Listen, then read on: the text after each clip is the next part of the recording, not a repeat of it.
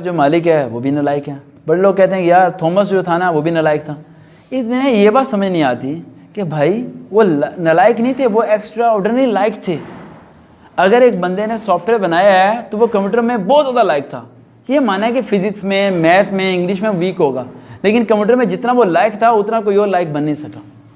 नालायक बंदा कभी भी इन चीज़ों को इन्वेंट नहीं करता। हम लोगों के दुआ में ये आ रहा होता है कि नहीं यार थॉमस हो गया, बिल गेट हो गए, ये सब जितने भी साइंटिस्ट हैं बड़े बड़े, राइट, ये स्कूल से निकाले गए तो हम भी स्कूल से निकल गए तो हम भी इस तरह के बन जाएंगे। सर ये स्टेरियोटाइप बना हुआ है, मतलब कि आप देखते हो कि एक बच्चा नहीं पढ़ रहा है, बाकी भी मतलब पेरेंट्स भी ये कहते हैं कि यार ये नालायक है, इसको कुछ नहीं आता। माशरे के लोग भी ये कहते हैं कि नालायक है, कुछ नहीं होगा, पर तरक्की भी वही लोग करते हैं जो नालायक होते हैं ना। मसला ये होता है वो किसी एक सब्जेक्ट में बहुत लायक होता है, और अगर वो उसी सब्जेक्ट में चला जाता है ना अपनी फील्ड में, तो फिर वो सबको पार कर जाता है। और जो लायक होता है ना वो डिवाइड हुआ होता है, यानी 50% फिजिक्स में लायक है, 50% मैथ में, 50% इंग्लिश में, उसने अपने आप को डिवाइड कर दिया। जो नालायक है उसने किसी एक बुक को पकड़ा, उसमें 100% रहा, बाकी सब में 0%। अब सब लोग कहते रहेंगे ये नालायक है, लेकिन वो जिसमें 100% रहा ना, अगर अल्लाह की तरफ से और उसकी मेहनत से अगर वही 100% वाला उसके रास्ता मिल जाता है तो फिर वो टॉपर भी बन जाता है और नाम भी पैदा कर जाता है। लेकिन अगर उसे नहीं मिलता तो फिर वो फेलियर होता है।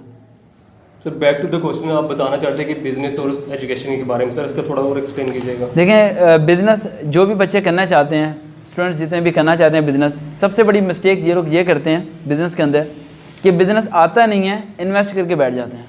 आप कोई भी कारोबार करना चाहते हैं उसके अंदर आपने इस तरह काम करना है जैसे आप ऑफिस बॉय काम करता है, जिस तरह बेल बॉय काम करता है, जिस तरह एक पोछा लगाने वाला बंदा काम करता है। जब तक आप उस काम को समझेंगे नहीं ना तो उस काम में आगे नहीं बढ़ सकते। एजुकेशन बहुत मैटर करती है। एक लड़के की मिसाल देना चाहता हूँ। लड़के ने M.Com किया हुआ था और मुझे कहता है कि मेरे पास जॉब नहीं है, मैं क्या करूँ। मैंने कहा बेटा ऐसे करो, सब्ज़ी की दुकान खोल लो। कहता सर क्या बात कर रहे हैं, एजुकेटेड पर्सन हूँ। एजुकेटेड पर्सन को लगता है कि बिज़नेस एक नालायक और अनपढ़ लोग करते हैं, उसमें मैं ये एडजस्ट होना ज़रा भी नहीं चाहिए, वो नालायक लोगों का काम है। हालांकि ऐसा ज़रा भी नहीं है।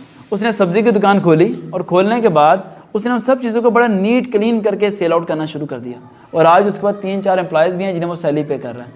एजुकेशन बिज़नेस को इम्प्रूव करती है, इंसान को समझ बूझ देती है ताकि वो धोखे से, फ्रॉड से बच सके। लेकिन एजुकेशन बिज़नेस की मोहताज नहीं है। बिज़नेस एक अनपढ़ शख्स भी कर सकता है जिसका ब्रेन इतना शार्प हो कि उसे ये पता हो कि मैंने कहाँ सी चीज़ लेनी है और कहाँ पर जाके बेचनी है। इतना फ़र्क है बिज़नेस के अंदर। सर बिल्कुल ठीक कह रहे हैं आप। सर मेरा दूसरा क्वेश्चन आपसे ये है, सर आप मुझे ये बताएं कि आपके मुताबिक कि स्टूडेंट अपने आप को कैसे मोटिवेट कर सकता है। क्योंकि आप देखें, क्योंकि डिफरेंट मोटिवेशन स्पीकर्स हैं, उनको सुन सुन के आप डिवाइड हो जाते हैं, बंदा की थॉट प्रोसेस नहीं चलता बंदे का कि किसको पिक करे। मोटिवेशन स्पीकर की बात करूँ तो पाकिस्तान में ऐसे मोटिवेशन स्पीकर हैं जो कहते हैं कि भाई आज सुबह आप हमें सुन लें, शाम को सोने का पहाड़ आपका होगा, ठीक है। हालांकि दरहकीकत ऐसा ज़रा नहीं होता। ये 5 बातों पर अमल करें, आपकी ज़िंदगी बदल जाएगी। ये 3 मिनट की वीडियो सुने, आपकी ज़िंदगी बदल जाएगी। कल सुबह उठेंगे आप सुपरमैन होंगे, आप बैटमैन होंगे, आप स्पाइडरमैन होंगे। हालांकि ऐसा ज़रा नहीं होता। और दुख इस बात का होता है कि वो लोग जो वीडियो में ये कह रहे होते हैं कि नौकरी करने वाले बेकार हैं और कारोबार करने वाले कामयाब हैं। मैं आपको यहाँ पर ज़रा एक पॉइंट बता दूँ स्टूडेंट्स को। देखो, जो बंदा कारोबार करता है उसमें अल्लाह की तरफ से कितना फ़ीसद प्रॉफिट होता है? 9%। कितना परसेंट? 9%। और जॉब वाले में 1%। आपको क्या लगता है कि बिज़नेस करने वाला बंदा अमीर है? नहीं।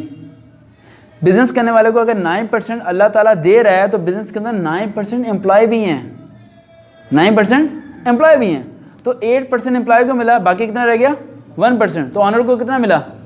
1%। जो एम्प्लॉय है उसे 1% मिल रहा है, उसे कोई कह रहा है कि यार तुम बिज़नेस करो तो हमें 9% मिलेगा। अगर बिज़नेस भी कर ले तो 9% जो उसे मिलेगा 9 उसका नहीं है, उसने 8 डिवाइड ही करना है।